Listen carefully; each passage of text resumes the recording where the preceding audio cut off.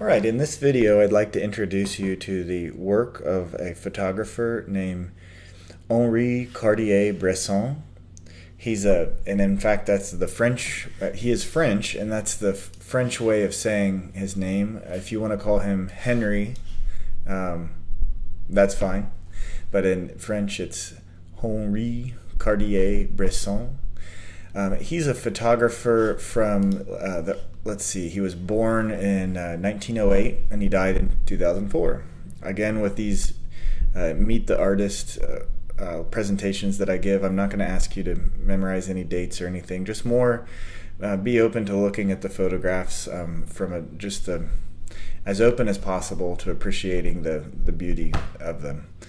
So he was like I said, he was a French photographer.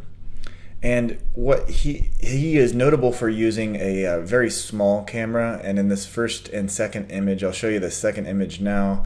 This is the kind of camera that he used. This particular brand is one of the most coveted of the film cameras. It's called a Leica, and it was made in Germany. This one used a 35 millimeter film, which is what became common, but when he started using it, he was a kind of a pioneer of using that kind of film. And he worked with a certain, the lens that he used was a certain millimeter, 50 millimeter lens. So the reason I'm bringing up his camera is because it was noteworthy because it was very small. In fact, it's not all that much bigger than an iPhone. Well, kind of is. It's about maybe 4 times thicker or something like that. But for cameras of the day, it was very small. And without going into the details, the technical details, the camera allowed him to take photographs in a way where he wasn't noticed very much. It wasn't like one of these big, huge pieces of equipment that you had to, everybody knew when you were taking a picture. With one of these very small cameras, you could take discrete photographs, and this is also called candid photography. So Cartier-Bresson did not take photographs where people were posing or smiling. He wanted to capture real life as best he could, be as unobtrusive into a situation as he could. And he also was a pioneer of what's called street photography. So in this next image, this first image that I'll show you of his work, you can see these. Again, I'm not too concerned about what the title is or when he took this photograph, but you can see this is just a street scene. Most of the kids, there's one kid looking right at the photograph, but everyone else is sort of occupied and doing whatever they're doing. And it's just a street shot, a capture of daily life in this location. I should also mention that Henry only pretty much used a black and white film when he took photographs. Here's another one that he took, and I think this one captures definitely like a mood. I mean, if they were really posing for this photograph, I don't think you would have captured this kind of mood that we see here. So just kind of look at it and really observe sort of the tones. I think Cartier-Bresson was a little less interested in exploring all of the ranges of tones like Ansel Adams really got into. For him, it was more about capturing the candid moments. Bresson very rarely would take a landscape photograph like Ansel Adams.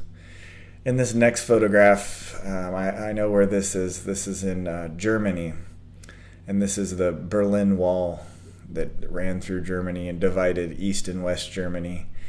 And you can see here, no one's looking at the camera. This is just daily life in Germany, in Berlin. And this is it's almost like time traveling because you can see just what this would have been like. And here's another one. I think, look at the expression on the lady on the left's face. No one here really, I feel, knows. Maybe the guy in the middle knows a photograph's being taken, but but maybe not. The lady on the right certainly doesn't. She's occupied in a conversation. And, the camera was so small that this photographer used that he could have maybe even been shooting photographs from his hip, or maybe the camera was hanging around his neck by a strap and he was just kind of shooting. Maybe he didn't even need to put it up to his eye, just to be more discreet. So that is an advantage of also using an iPhone, is that you can it's a perfect street photography tool. I don't recommend taking and publishing people's photographs without their permission, because you can get in trouble for that. You would need to have the people who you take a photograph of sign a release form if you ever wanted to publish your photograph. And I'm not sure if Cartier-Bresson did that, but just if you ever get the idea that you want to do this, that's some advice for you. This next one looks like maybe a hallway, a staircase leading up, and captures all the birds in flight. Just another one of these candid photographs, sort of in the moment, just daily life. And here's daily life in a market. Someone occupied, or someone in the middle of a sale of fish. This is probably in Paris, where Cartier-Bresson lived. And then another one, likely in Paris, probably outside of a cathedral, with some church officials discussing. To me, these photographs really feel like time traveling. You can, it's not like looking at family photos where everyone's smiling or something like that. It's looking at people as they really were talking to one another, and sort of how the buildings looked and everything in the background. Next one shows some kids. Now these kids look like they know their photographs being taken here, but the environment's pretty interesting. Not quite sure where this was taken, but it certainly looks like a bombed out city wherever they are. And I particularly like in this photograph how no one's smiling. It's just like, it's more real to me. Here's another one of a bicyclist just racing past the staircase here. So there's a slight blur to the bicyclist there, and that has to do with the shutter speed that the camera that was on the camera at the time. And we can talk about that more in this class later.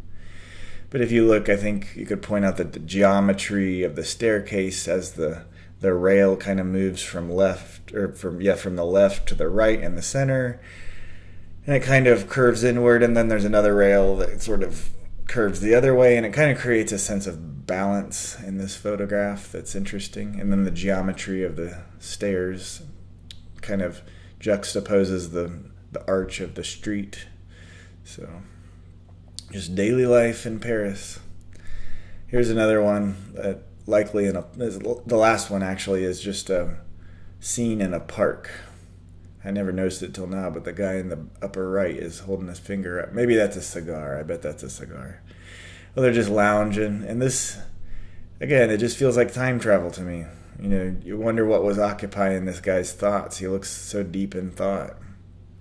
So these are just windows into other people's lives and other people's realities, and that's one of the things that photography can do, is sort of help you to see like other worlds, and especially in another country, in another time. It's a very interesting thing to me. So I hope you enjoyed it.